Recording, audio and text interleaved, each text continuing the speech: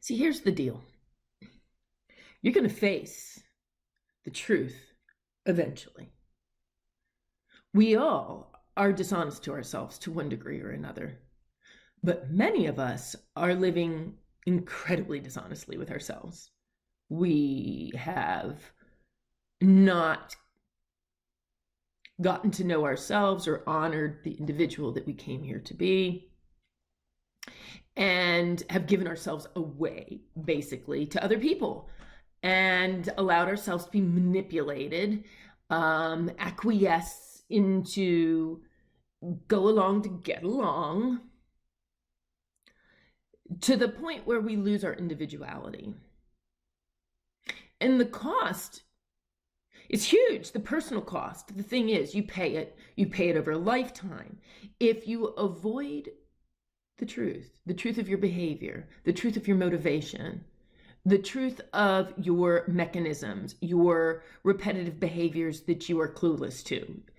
If you continue to stay away from those and surround yourself with people that will not call them to your attention, that will allow you to evade them till the cows come home, and these like people collect in major groups, large swaths of people over continents, connected through an unwritten agreement to not disclose the truth to each other.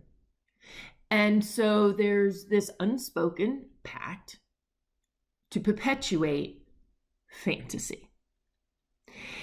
And that's a very tough life to live. So I suspect it shortens lifespan by numerous pathways. One, just in general stress alone. The stress, the energy of having to keep that up will wear you down.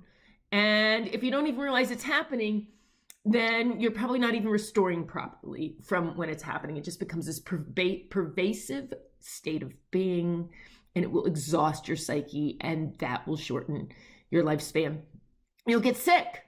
When you're worn down, your immune system can't function at its peak, and you are vulnerable to all kinds of things, whether it's getting sick from environmental factors or actually just becoming diseased yourself with something like cancer or autoimmune, the things with the source that you can't always point back to, but it made you sick nonetheless. So the lie, these untruths about ourselves that we carry and surround ourselves with yes people about, they get you. They will get you. They can get you in your lifetime, or they will get you in the end, you see.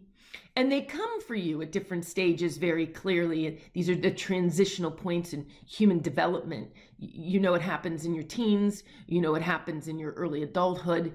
You know that it happens again at midlife. And if you're blessed enough to live long, then you will get it again on the backside. So, and hopefully the longer people live through this, we'll have better documentation as to what actually transpires on the backside if we could stop killing ourselves. So the human being, the body itself, has proven that it can live substantially longer than it actually does.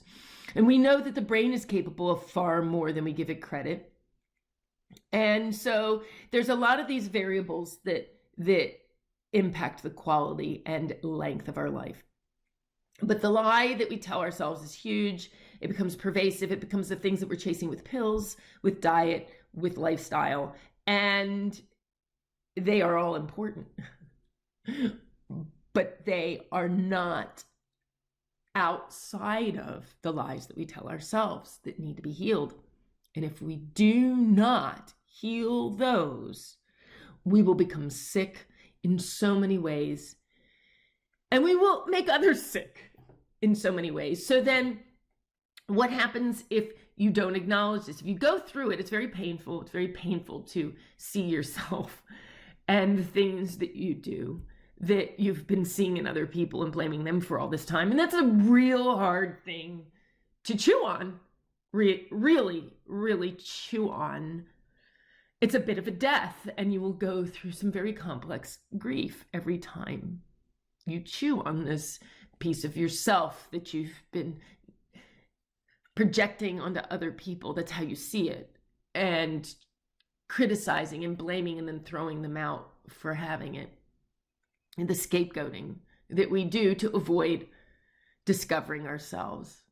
So if you avoid it for a lifetime and you manage to surround yourself with an audience that will perpetuate your fantasy for you all the way to your deathbed, it will be sooner rather than later, because you will be exhausted from carrying the lie.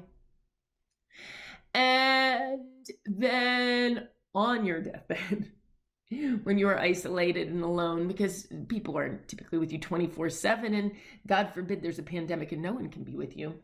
So there's varying degrees of dying alone, but we go out alone, and we all go out. No one gets out alive.